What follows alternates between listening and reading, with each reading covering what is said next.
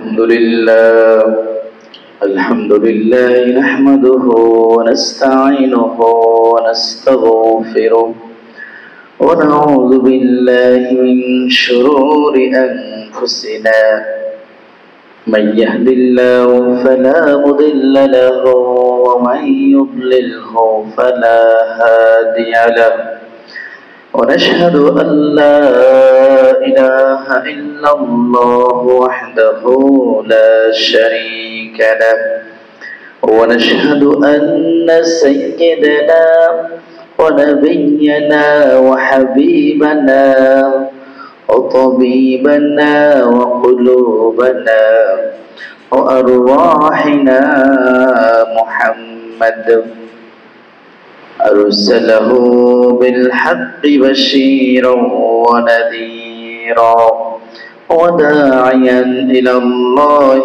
بإذنه وسراجا منيرا أما بعد فأعوذ بالله من الشيطان الرجيم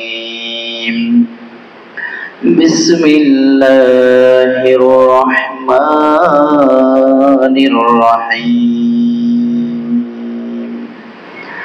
الذين إن مكناهم في الأرض أقاموا الصلاة وآتوا الزكاة وأمروا بالمعروف ونهوا عن المنكر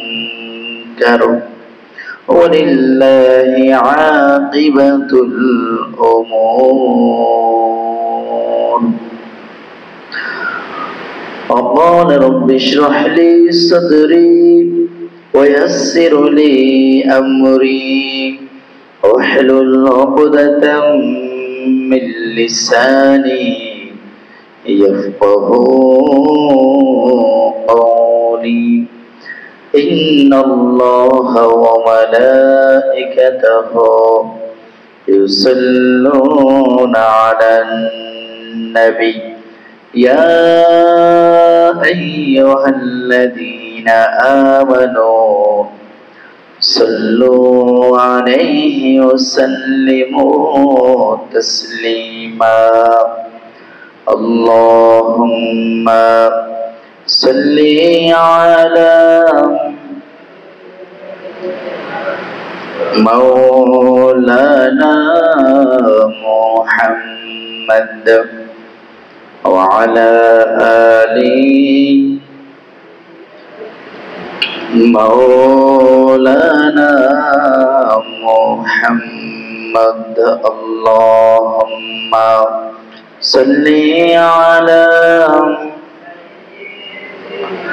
مولانا محمد وعلى آل سيدنا مولانا محمد الحمد لله মহান আল্লাহ জাল্লা শানুহু ওয়া তাবারাকাহু ওয়া তাআলা এর প্রতি আমরা দরুদ সালাম কৃতজ্ঞতা পোষণ করছি যে মহামনিব আমাদেরকে আজকে পবিত্র জুমার দিনে আসার বসার তৌফিক দান করেছেন সে মহামনিবের প্রতি জবান খুলে আওয়াজ করে বলি আলহামদুলিল্লাহ ربنا لك الحمد حمدا كثيرا طيبا مباركا فيه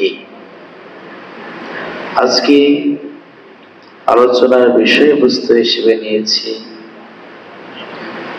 ইসলামী রাষ্ট্রে অমুসলিমদের অধিকার এবং মুসলমানদের প্রকৃত অধিকার নিয়ে আজ আলোচনা করার চেষ্টা করব ইনশাআল্লাহ তাআলা। আজকের বিষয়টা অনেক লম্বা, সেই বিষয়ে বিস্তারিত যদি আলোচনা করি তাহলে অনেক সময়ের প্রয়োজন। অনেক লম্বা হয়ে যাবে। সেজন্য সেই বিষয়ে আমি খুব সংক্ষেপে মৌলিক আমাদের প্রয়োজনীয় যে পয়েন্টগুলো আছে সেই বিষয়ে ইঙ্গিত দিয়ে সমসাময়িক কিছু বিষয় নিয়ে আলোচনা করব ইনশাআল্লাহ তাআলা। আল্লাহ তাআলা আমাদেরকে তার গোলামকে কথা বলার তৌফিক দান করুক। যেভাবে বললে তার বান্দা উপকৃত হবে এবং যেভাবে বললে বোঝাতে বুঝতে সহজ হবে সেভাবে বোঝানোর তৌফিক দান করুন। সকলে বলি আমিন। প্রথমত কোরআনুল কারীমের একটি আয়াত তেলাওয়াত করেছিলাম, যে আয়াতটির কথা আছে সূরাতুল হাজ্জের 41 নম্বর আয়াতে। সেখানে বলা আছে ইসলামী রাষ্ট্র কিংবা দুনিয়ার ক্ষমতা কিংবা এই পৃথিবীতে কারোর হাতে যদি আমি এই দুনিয়ার একটি অংশ কিংবা গোটা দুনিয়ার নিয়ন্ত্রণ বা দায়ভার অর্পণ করে থাকি, সে সকল ব্যক্তিরা যা করবে প্রথমত তা হলো সূরাতুল হাজ্জে বলা আছে আল্লাযীনা ইম্মাক্কান্নাহুম ফিল আরদি আকামুস সালাহ। এই পৃথিবীতে যারাই ক্ষমতার আসনে আসন হবে, আমার বান্দাদের মধ্যে, আমার মুমিন বান্দাদের মধ্যে যারা ক্ষমতাবান হবে, ক্ষমতা প্রাপ্ত বা অধিকারী হবে, তারা ক্ষমতায় অর্পিত হয়ে প্রথমে যে কাজটি করবে, তার অধীনস্থ, তার নিয়ন্ত্রণাধীন, তার সীমারেখায় প্রথমে সে সালাত কায়েম করবে। 2 নম্বরে যে বিষয়টা বাস্তবায়ন কিংবা কায়েম করবে তা হলো যাকাত প্রদানের ব্যবস্থা করবে। যাকাত তো কেবল দিবে মুসলমানরা, তাই না? তারপরে অমুসলিমরা দিবে জিজিয়া বা কর, রাষ্ট্র করটা যেন দেয় সেই বিষয়টা নিশ্চিত করবে ইসলামী সরকার। 3 নম্বরে যে বিষয়টা আল্লাহ বলেছেন আমারু বিল মারুফ, সৎ কাজ, কল্যাণকামী কাজ যত আছে সেই কল্যাণকামী কাজের, কল্যাণকর কাজের নির্দেশ প্রদান করবে। তৃতীয়ত যে বিষয়ের কথা আল্লাহ তাআলা বলেছেন, যত অকল্যাণকর কাজ আছে, যত অসৎ কাজ আছে, অপকর্ম আছে, সেইগুলোর বিরুদ্ধে নিষেধ করবে এবং বিকল্প উপায় খুঁজে দেবে সরকার। সুবহানাল্লাহ। আল্লাহ তাআলা বলছেন আমার মুমিন বান্দারা ক্ষমতা পেয়ে তারা অন্যান্য দুনিয়াবি কোনো ধর্ম, দুনিয়াবি কোনো দল, দুনিয়াবি কোনো রাজা বাদশার মতো তারা হবে না। তারা হবে তাদের চেয়ে একটু ভিন্ন, সম্পূর্ণ ভিন্ন। তারা মুসলমানদের শাসনভার দেখে অন্যান্য যারা শাসক গোষ্ঠী আছে তারা যেন ঈর্ষা করে, তারা যেন আমাদেরকে দেখে অনুপ্রাণিত হয়, এমন ভাবে রাষ্ট্র পরিচালনা করার কথা আল্লাহ রাব্বুল আলামিন বলে দিয়েছে। এবারে আসুন, সালাত দেওয়ার সকল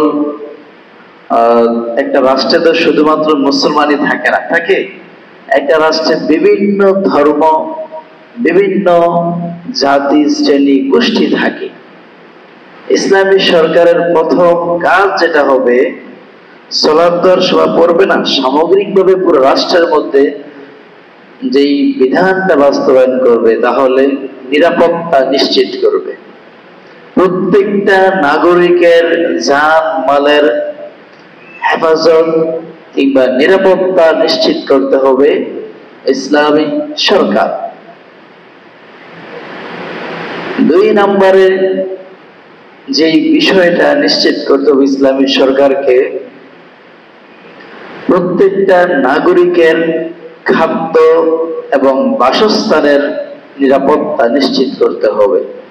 তাকে খোঁজ নিতে হবে অমুক একেবারে অমুক দ্বীপে কিংবা প্রত্যন্ত কোনো অঞ্চলে কোনো এক মানুষ না খেয়ে মারা যাচ্ছে কিনা, কোনো এক মানুষ অভাবের কারণে সন্তানদের ভরণ পোষণ দিতে হিমশিমে খাচ্ছে কিনা, কোন একজন মানুষ অর্থের অভাবে চিকিৎসার জন্য দুঃখে দুঃখে মারা যাচ্ছে কিনা।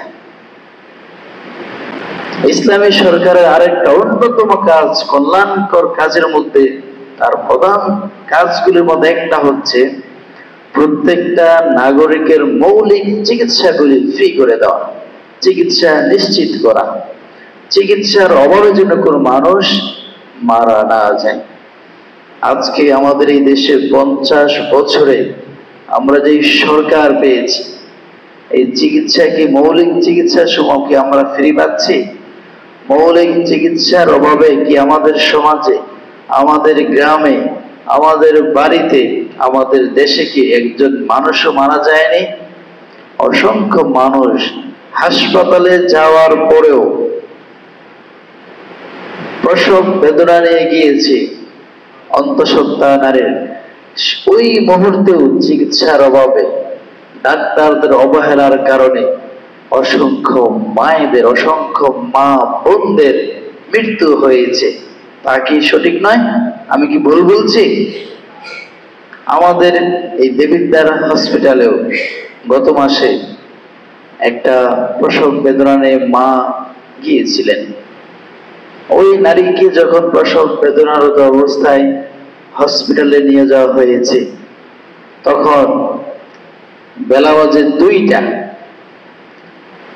আমাদের এই প্রিয় দেবিদ্বারে বেলা বাজে 2টা। ওই 2টা বাজেও এমবিবিএস ডক্টর নাকি ওনারা কেউ নাই হসপিটালে। ওই মহিলা গরিব হওয়ার কারণে তিনি প্রাইভেটে যাওয়ার সুযোগ হয়নি, কিন্তু সময়ের কারণে, স্বল্পতার কারণে সরকারিতে নিয়েছে। কিন্তু আধা ঘন্টা 1 ঘন্টা পর ওই নারীটা ছটফট করতে করতে ফ্লোরে পড়ে চিৎকার করতে করতে প্রসব বেদনার কারণে আধা ঘন্টার পরে তার যে ডেলিভারি, আধা ঘন্টা পরে একজন নার্স আসছে। ওই নার্স আস্তে আস্তে তার ডেলিভারি প্রসব হয়ে গিয়েছে ফ্লোরের মধ্যে। তারপরে ওই বাচ্চাটা মৃত হয়েছে, মাও মারা গেছে, বাচ্চাও মারা গেছে। এমন অসংখ্য ঘটনা আমাদের দেশে হচ্ছে, অথচ একটা সরকারি হসপিটাল রাষ্ট্রের, সেই সরকারি হসপিটাল কিংবা সরকারি প্রতিষ্ঠানের কর্মক্ষম সময় হচ্ছে, কর্মঘণ্টার সময় হচ্ছে সকাল 9টা থেকে বিকাল 5টা 4টা পর্যন্ত। আর হসপিটালে সর্বদা একজন ইমার্জেন্সি ডক্টর সরকার দিয়ে রাখে, তাই না? প্রাইভেট বলেন, সরকারি ক্লিনিক বলেন, হসপিটাল বলেন, সদর হসপিটাল বলেন, সব জায়গায় ইমার্জেন্সি ডক্টর 24 ঘন্টা থাকে। তাহলে যদি ইসলামী সরকার থাকতো, তাহলে আমরা কিন্তু ঠিকই প্রতিবাদ আন্দোলন খুব জোরসোর ভাবে করতাম, তাই না? এবারে আসুন বাসস্থান নিয়ে। ইসলামী সরকারের প্রধান কাজ হচ্ছে, প্রধানতম কাজগুলোর মধ্যে একটি হচ্ছে বাসস্থান প্রত্যেকটা নাগরিকের নিশ্চিত করা। আমার টাকা নাই ঘর দেওয়ার মতো, রাষ্ট্র সেই ঘর করে দেবে। তারপর রাষ্ট্র আমাকে কর্মসংস্থানের ব্যবস্থা করে দেবে। সেই কর্মসংস্থান থেকে রাষ্ট্র আমাকে যে ঋণ দিয়েছে, সেই ঋণ আমাকে আমার কাছ থেকে সে পরিশোধ করে নিবে, পরিশোধ করে দিবে। কিন্তু আমাদের দেশে কেমনটা হচ্ছে আজ? আমরা শুধু ভাবি যদি ইসলামী দল কিংবা ইসলামী রাষ্ট্র ক্ষমতায় আসে, ইসলামী রাষ্ট্র ব্যবস্থা যদি আমাদের দেশে প্রতিষ্ঠা হয়, মনে হয় আমাদের সকল নারীদেরকে হিজাব করতে, হিজাব বোরকা বাধ্যতামূলক করে দিবে। আমরা মনে করি আমাদের মা বোনদেরকে ঘর থেকে বের করতে দিবে না। আমরা মনে করি আমাদের মা বোনদেরকে ইসলামী শিক্ষা কিংবা আধুনিক শিক্ষায় শিক্ষিত হওয়ার সুযোগটুকু ইসলামী সরকার দিবে না, এটা একটি ভুল ধারণা। তাহলে আজ থেকে আমরা 1400 বছর আগে যাই, মদিনার ভূমিতে আমরা যাই। যখন ইসলামী ব্যবস্থা কায়েম হলো, তখন কি আমাদের মা বোনেরা চিকিৎসার অভাবে কেউ মারা গিয়েছে? তখন কি আমাদের মা বোনেরা বাইরে যাওয়া থেকে বিরত ছিল? তখন কি আমাদের মা বোনেরা ব্যবসায়িক ক্ষেত্রে কেউ পিছিয়ে ছিল? জ্ঞান গরিমায় শিক্ষা দীক্ষা কেউ কি পিছিয়ে ছিল? কেউ পিছিয়ে ছিল না। আজকের আফগানিস্তান বলেন, তার আরব বিশ্ব বলেন, তার ইরান বলেন, যেখানে কিছুটা ইসলামের নিয়ম নীতি আছে, সেখানে কি আমাদের মা বোনেরা পিছিয়ে আছে? সেখানে কি আমাদের মা বোনেরা শিক্ষা দীক্ষা মৌলিক অধিকার থেকে, প্রয়োজনীয় অধিকার থেকে তারা কি কোনো অংশে পিছিয়ে আছে? কোনো অংশে পিছিয়ে নাই। এটা একটি ইসলাম ফোবিয়া। এই ফোবিয়া দিয়ে আমাদেরকে এমন ভয়ভীতি দিয়ে ইসলামের শাসন, ইসলামের রাষ্ট্র ব্যবস্থার প্রতি আমাদের মনোযোগ এবং আমাদের আগ্রহটা যেন হারিয়ে যায়। আমরা যেন ইসলামকে একটি ভীতিকর অবস্থায় আমরা দেখতে পারি। ইসলামকে যেন শুধুমাত্র নামাজ কালাম রোজা হজ যাকাত এইগুলার মধ্যেই যেন আমরা সীমাবদ্ধ থাকতে পারি। এই জন্য আমাদেরকে আমাদের বিরুদ্ধে অনলাইন মিডিয়া, তারপরে মানুষের মুখে ছুটে বিভিন্ন জায়গায় অপপ্রচার চালানো হচ্ছে, তা কি ঠিক নয়? এই জন্য চালানো হচ্ছে যেন আমরা ইসলাম থেকে দূরে সরে থাকি, ইসলামকে শুধুমাত্র মসজিদে সীমাবদ্ধ রাখি, রাষ্ট্রীয় পর্যায়ে যেন আমরা ইসলাম নিয়ে যেতে না পারি। নিয়ে যাওয়ার জন্য যেন এমন অনুপ্রাণিত লোক, এমন কর্মী, এমন সাচ্চা ইমানদার মুসলমান যেন আমাদের দেশে তৈরি না হয়, এই জন্যই নানা অপপ্রচার ইসলামের বিরুদ্ধে চালানো হচ্ছে। অথচ আল্লাহর নবী যখন ক্ষমতায় আসলেন, আল্লাহ নবীর শাসন আমলে মদিনা এবং খোলাফায়ে রাশিদার আমলে ইসলামী শাসন ব্যবস্থার সময় কোন অমুসলিম যদি কোন মুসলমানদের বিরুদ্ধে অভিযোগ দিয়েছে, মামলা করেছে, তখন ওই ইসলামিক সরকার কিংবা বিভিন্ন ইসলামী নেতৃবৃন্দ, বিভিন্ন ইসলামী ব্যক্তিত্বরাও অমুসলিমদের মামলার কারণে তাকেও আদালতের কাঠগড়ায় দাঁড়াতে হয়েছে। আমরা মনে করি মুসলমানরা যদি ক্ষমতা আসে, সকল অমুসলিমদেরকে মেরে ফেলা হবে। মুসলমানদেরকে প্রেজেন্ট করা হচ্ছে সন্ত্রাসী রূপে, জঙ্গি রূপে, দাড়ি টুপির প্রতি একটি ভীতি সন্ত্রস্ত তৈরি করা হচ্ছে। অথচ আমাদের এই প্রিয় মাতৃভূমি বাংলাদেশে অসংখ্য লক্ষ লক্ষ হিন্দু আছে না? আমরা কতজন হিন্দুকে মেরেছি? আমাদের প্রতিবেশী বন্ধু মহল যে রাষ্ট্রগুলো আছে, সেই রাষ্ট্রগুলোতে মুসলমান আছে কোটি কোটি, তারা মুসলমানদেরকে প্রেজেন্ট করছে বিশ্ব দরবারে তারা হচ্ছে সন্ত্রাসী, তারা হচ্ছে জঙ্গি, তারা হচ্ছে অপরাধী।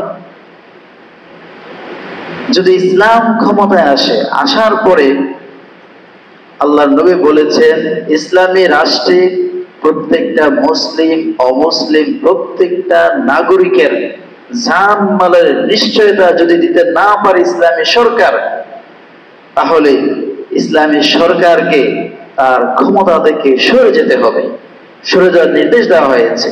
এই নির্দেশ অন্য কোনো ধর্মে, অন্য কোনো মত, অন্য কোনো মন্ত্র সংবিধানে দেওয়া হয়। তারপর আরো বলা আছে ইসলামী সরকার যদি রাষ্ট্রের প্রত্যেকটা নাগরিকের বাসস্থান এবং খাদ্য দিতে ব্যর্থ হয়, তাহলে ওই সরকারের উচিত তাকেও হয় না খেয়ে ওই সরকারও থাকবে, তার জনগণও না খেয়ে থাকবে। যদি সেটা না পারে, ইসলামী সরকার যেন তার ক্ষমতা থেকে, তার দায়িত্ব থেকে সে সরে যাওয়ার নির্দেশ দেওয়া হয়েছে। সুবহানাল্লাহ। আজকে আমরা আমাদের সরকার দেখেছি, 50 বছর কি দেখেছি জনগণ খাদ্যের অভাবে সরকার সরে যেতে, জনগণ খাদ্যের অভাবে মারা যাচ্ছে, কিন্তু সরকার কোনো খোঁজ নেয়? কতটা আমরা দেখেছি। ইসলামের নিয়ম হচ্ছে। আরো বড় যে নিয়মটা হচ্ছে, খোলাফায়ে রাশিদান এবং রাসূলের আমলে এবং মুসলমানদের ওসমানী খেলাফত, আব্বাসীয় যুগ, তারেক বিন জিহাদের নেতৃত্বে 850 বছর যেখানে ইসলামী রাজত্ব কায়েম ছিল, ইউরোপের বৃহৎ একটা অংশ, আজকে যে স্পেন, সেই স্পেন সহ, সেখানে আমরা দেখেছি মুসলমানরা কিছু অমুসলিম বা কাফিরদেরকে হত্যা করেছে বিভিন্ন দ্বন্দ্বের কারণে। হত্যা করার কারণে ইসলামী আইন, ইসলামী আদালত মুসলমানদেরকে সহ ফাঁসির আদেশ দিয়েছে, ফাঁসির কাস্টে ঝুলিয়েছে ইসলামী সরকার। পৃথিবীতে এমন কোন ধর্ম আছে মুসলমানদেরকে মেরেছে কিন্তু অমুসলিমদেরকে ফাঁসিতে ঝুলিয়েছে? কোন অমুসলিম দেশ কি আছে এমন? এজন্য আমাদের দেশে যদি ইসলাম কায়েম হয়, তখন সবচেয়ে বেশি নিরাপদে থাকবে অমুসলিমরা। এর দায়িত্ব হচ্ছে ইসলামী সরকার। এবার আসুন, আমারু বিল মারুফ ওয়া নাহাউ আনিল মুনকার। সৎ কাজের আদেশে অন্তর্ভুক্ত হতে হবে প্রত্যেকটা নাগরিককে, আর সৎ কাজের সহায়ক হিসেবে থাকতে হবে সরকারকে প্রত্যেকটা নাগরিকের ওপর। আর যত অসৎ কাজ আছে, যত অপকর্ম আছে, যত কোরআন সুন্নাহ বিরোধী কাজ আছে, সেইগুলি পক্ষে বিপক্ষে আগে জনগণকে বুঝাতে হবে, বুঝিয়ে শুনে বলতে হবে মদ খাওয়া হারাম। মদের আল্লাহ তো অবশ্যই বলেছেন, তবে এই মদের কারণে আমাদের সমাজে অসংখ্য অগণিত অপরাধ পাপের জায়গা তৈরি হচ্ছে। মদ থেকে শুরু করে মদ, ইয়াবা, ফেন্সিডিল, তারপরে তামাক জাতীয় যত, সেবন জাতীয় যত দ্রব্য আছে, এইগুলি পান কিংবা সেবনের ফলে আমাদের সমাজের যুব সমাজ নষ্ট হয়ে যাচ্ছে, মাদকাসক্ত হয়ে পোলাপান ইবতিজার হচ্ছে, যুবক সমাজ নারী উত্তক্ত করছে। যুবক সমাজের কারণে আমাদের মা বোনেরা সমাজে অবাধভাবে চলাফেরা করতে পারছে না, স্বাধীনভাবে শারীরিকভাবে চলাফেরা করতে পারছে না। এভাবে বুঝাতে একটা পর্যায়ে কঠোর হস্তে ইসলামী সরকার দেশে আইন প্রয়োগ করবে। হুটহাট করেই মনে করেন না জামাত অথবা অন্য দল যদি ক্ষমতা আসে এইটা করবে সেটা করবে, তখন দেশের মানুষের জন্য অনেক কঠিন হয়ে যাবে চলাফেরা। যদি এই ধারণা করেন তাহলে বোকার স্বর্গে বসবাস করছে। আজকের ইরান দেখেন, যদিও তাদের মতাদর্শ ভিন্ন, তারা 1979 সাল থেকে কিভাবে আজ পর্যন্ত টিকে আছে পশ্চিমাদের বিরুদ্ধে, ধরতে প্রয়োজনে গোটা বিশ্বের বিরুদ্ধে যে ইরান টিকে আছে কিভাবে, তার আস্তে আস্তে ধীরস্থির ভাবে ধীরে ধীরে এক একটি স্টেপে তারা চলে গিয়েছে। তাদের রাষ্ট্র দেখবেন আজকে হিজাববিহীন কোন নারী দেখবেন না। আমি তাদের ভালোটা বলছি, খারাপটা বলছি না। তাদের অসংখ্য খারাপ দিক আছে তাদের, আমরা তাদের কাছ থেকে ভালোটা নিয়ে আলোচনা করি। তারপর আফগানিস্তান দেখেন বর্তমান সময়ে ধীরে ধীরে তারা কিভাবে এগিয়ে যাচ্ছে, তাদের অর্থনীতি আমেরিকাকেও ছাড়িয়ে যাচ্ছে। একইভাবে ইসলামী রাষ্ট্র শুধু কল্যাণের ভিত্তিতে প্রতিষ্ঠা হবে। ইসলামী রাষ্ট্র ধর্মের ভাগ বিতরণের দিক দিয়ে, ধর্মের বিভিন্ন যে মত পার্থক্য আছে, বিভিন্ন যে কোন্দলের বিষয়গুলো আছে, বিরোধপূর্ণ বিষয় নিয়ে ইসলামী রাষ্ট্র কখনো প্রতিষ্ঠা হয়ে টিকতে পারে না। প্রতিষ্ঠার কথা বলা হয়নি। ইসলামী কল্যাণ রাষ্ট্র টিকবে শুধুমাত্র জনগণ এবং দেশের কল্যাণে যত কাজ আছে সেই কাজগুলির ভিত্তিতে ইসলামী রাষ্ট্র প্রতিষ্ঠা হবে। আর ইসলামী কল্যাণের ধর্ম যদি কল্যাণ প্রতিষ্ঠা হয়, তাহলে কোরআনের একটা আইনও অপ্রতিষ্ঠিত হয়ে না হয়ে থাকতে পারবে। এই কোরআনে কোনো অকল্যাণকর, মানব জাতির জন্য কোনো ক্ষতিকর, হিন্দু বৌদ্ধ মুসলিমের জন্য ক্ষতিকর এমন কোন বিধান আছে? এমন কোন বিধান নাই। কারণ ইসলামে কেবলমাত্র দিতে পারে কল্যাণকর। সকল ধর্ম, সকল দেশ, যত মতবাদ আছে, সকল মতবাদের চেয়ে শ্রেষ্ঠ মতবাদ হচ্ছে পবিত্র কোরআন, ইসলামিক মতবাদ। আল্লাহ তাআলা আমাদেরকে ইসলামিক কল্যাণ রাষ্ট্র নিয়ে আমাদেরকে যেন আমরা ভাবতে পারি। যদি না ভাবি, শরিয়া ভিত্তিক কল্যাণকর রাষ্ট্র নিয়ে যদি আমরা চিন্তা ভাবনা না করি, না ভাবতে পারি, তাহলে আমি আপনি প্রকৃত মুসলমান হতে পারবো না। কেননা আল্লাহর নবী রাসূলুল্লাহ সাল্লাল্লাহু আলাইহি ওয়াসাল্লাম তার গোটা জীবনটাই ছিল একটি কল্যাণকর ইসলামী রাষ্ট্র গড়ার স্বপ্ন। যদি ইসলামী রাষ্ট্র প্রতিষ্ঠা হয়, তখন মুসলমান অমুসলমান সকল ধর্মের মানুষেরা নিরাপদ থাকবে, তাদের অধিকার সবচেয়ে বেশি পাবে।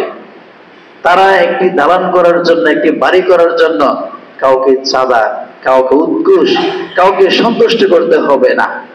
এখানে রাষ্ট্রীয় আইন যদি কঠিন থাকে, তাহলে তৃতীয় পক্ষ, থার্ড পক্ষ আর এখানে তৈরি হবে না। এই জন্য প্যারা হাজরিন, ইসলামী রাষ্ট্র কায়েম হলে যে ভীতি, এই ভীতিটা আমাদের মধ্যে দূর করতে হবে। আরেকটি তথ্য হচ্ছে, যদি ইসলামিক রাষ্ট্র ক্ষমতায় আসার পর ইসলামিক সরকার যদি কোনো নাগরিকের অধিকার নিশ্চিত করতে না পারে, কোন অমুসলিমদের অধিকার যদি নিশ্চিত করতে না পারে, কোন অমুসলিম যদি তার প্রতি ওই সরকারের অধীনে থেকে যদি অনিরাপদ বোধ করে, অধিকার থেকে বঞ্চিত হয়, জুলুমের শিকার হয়, তার ওই ইসলামী শাসকের উপরে ফাআলাইহি লানাতুল্লাহ, তার উপর অনবরত আল্লাহর লানত পতিত হতেই থাকবে। আল্লাহ তাআলা আমাদেরকে ইসলামী রাষ্ট্রের যে মূল ব্যবস্থা, কল্যাণকর ব্যবস্থা অনুধাবন করার তৌফিক দান করুক। সকলে পড়ে আমিন।